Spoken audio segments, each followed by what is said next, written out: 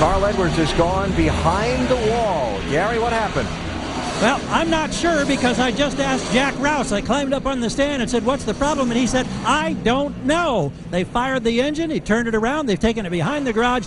We'll see what we can learn now as they work behind the garage area. Well, the Richard Childress teams like him. They say, well, we're gaining some bonus points on him here. That was Jason Leffler off the pace that the leaders went by. As Ambrose, it looks like on the backside of the course, puts a lot of pressure on Scott Pruett. And we'll see if Pruett can get away from him again as they come to the big hairpin turn, or if that's where Ambrose tries to pounce.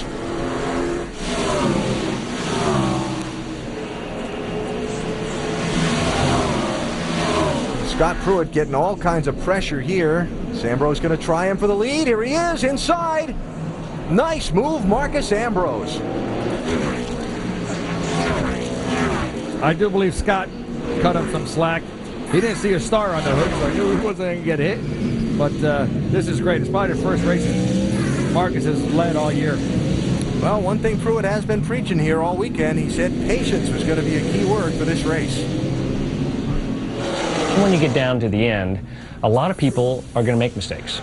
And hopefully you're the driver or the team that has made the least amount of mistakes, because everybody's going to make mistakes. And hopefully you're that team that has made the least amount of mistakes, has yourself in a real good position and a good strong car to go race that last 10 laps or that last 5 laps for the checkered flag and potentially for the win. So patience would be a big piece of, at least as I see coming into this weekend, being smart, taking care of your car, taking care of your brakes, and waiting for the moment that really counts, which is only that last lap in racing.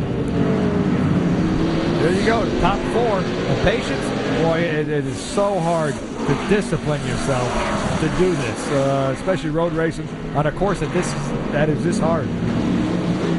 So Marcus Ambrose now the race leader. Vince? No panic, certainly, out of the Juicy Fruit stall, the 41 car of Scott Pruett and the crew chief Brad Parrott. They know that they're a long way from this race being over, and they were not going to battle Marcus Ambrose for that spot when Ambrose was obviously quicker. So as you saw, Pruett let him go through. They're riding along patiently. Pruett had that early right fender damage, but they knocked that out on that first stop, and since has not been complaining about the handling of the car at all. So just riding along in the 41, being patient, as Randy suggested. And Vince, you know something else I'm thinking of too. Remember that Pruett did not take tires on his pit stop, and Ambrose did.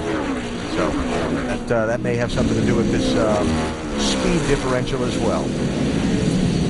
Carl Edwards out of his car. Gary Gerald's with him. Actually, he still sits in the seat, but we'll find out what happened. Carl, you're talking about a track arm breaking. Is that the problem?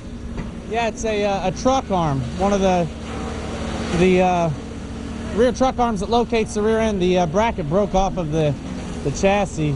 It was dragging the curbs in practice, and we talked about it, but I guess we should have taken bigger note and gusseted that thing up. But this is having a blast out there. The race was going great. They just need more Miracle Grow grass and less of those curbs. This place will be perfect. We'll see if we can get them to work on that. That's the story from the 60 car, guys. We watched their practice. The 29 car had to replace his back track bar mount that was bent. And then if Carl said those truck arm brackets were hitting the racetrack, those are in the middle of the race car. That means he had half the car off the facility. So maybe he could take a little bit of that problem. Those are not small curves they're bouncing over on some of the corners. So that's for sure. You straddle the race car with those and start running the suspension pieces up and over that curbing, and things can break. Yes, they do. Little race here for third and fourth. Boris Said in the 9, Ron Fellows in the 33. Carpentier has fallen back off of Fellows. Remember, he was right on his bumper before. Here's Fellows inside. And through. Ron Fellows, you can still see a little bit of shine on his front brakes. I think he is still one of the best ones on the brakes.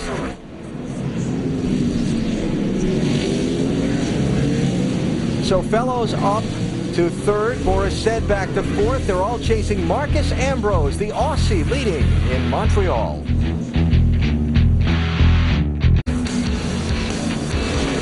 Caution is out for the first time in this race, remarkably at lap 30.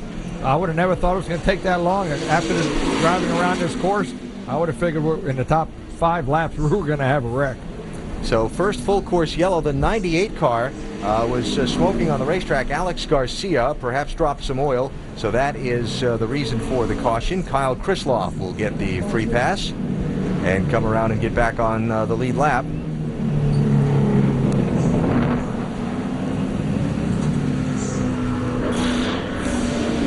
So Krisloff, the Aaron's Lucky Dog free pass, first driver a lap down, and now he gets back in the running with the front runners.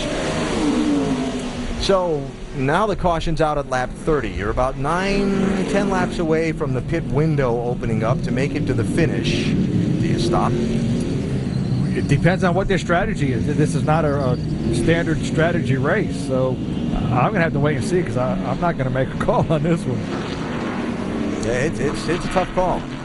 The conventional thinking on road courses these days is caution flags don't impact your pit stops. You stay on the racetrack, you keep your track position, and you stop when you planned to stop. You just stick with the plan. But lap times and tires and that kind of thing, it can affect that thinking as the day goes on for a crew chief.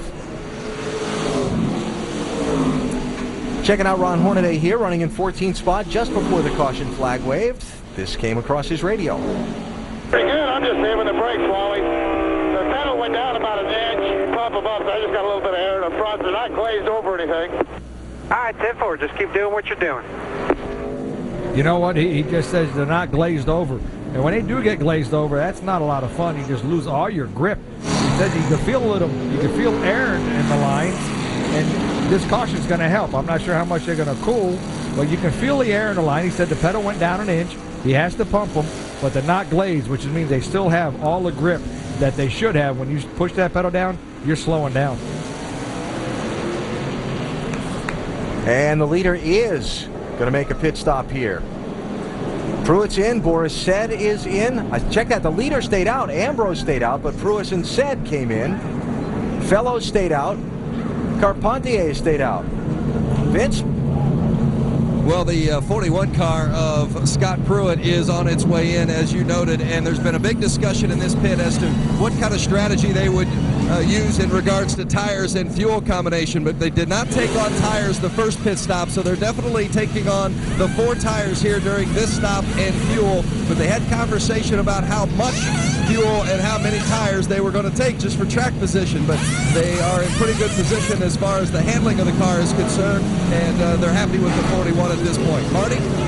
Kevin Harvick in and gone, Vince. However, they did go up 1 round on the track bar, 4 tires and fuel. Now, Harvick, we talked about the brakes earlier, how he might have been wearing them out. He has changed his driving style, taking it much easier now, and he is ascending through the field quite rapidly. Comes in 12th, going to the front. We seen earlier, Alan, the 28 car fell off the jack. You know, you have to do a lot in a pit stop. People don't think that the drivers are that kind of busy, but he let off the brake pedal, he rolled the thing forward. Not only do you have to get to your pit stall, which is very hard to do, sometimes you can't see your side. Once you get in that pit stall, you got to straighten the wheels out. You put it in neutral, under yellow. Under yellow, Stephen Wallace has found the barrier somehow. That is right at pit exit. And I had Stephen as just coming off pit road there. It looks like he's got a leak underneath that race car. I see some smoke and some fluid coming out from right about in the center, that last shot. Stop! Okay, I stopped. I mean, that was literally at pit exit, and he just came off the pit lane, so I'm not sure about that one. If we continue this shot, you can see some fluid leaking when we get back on the racetrack. Car, I mean, it's dry behind the car there as he comes across. He just took about 20% of air out of his left front brake cooling system. That is not a happy camper. Carl Edwards watching his crew work on his car. The championship leader behind the wall in Montreal as we approach halfway.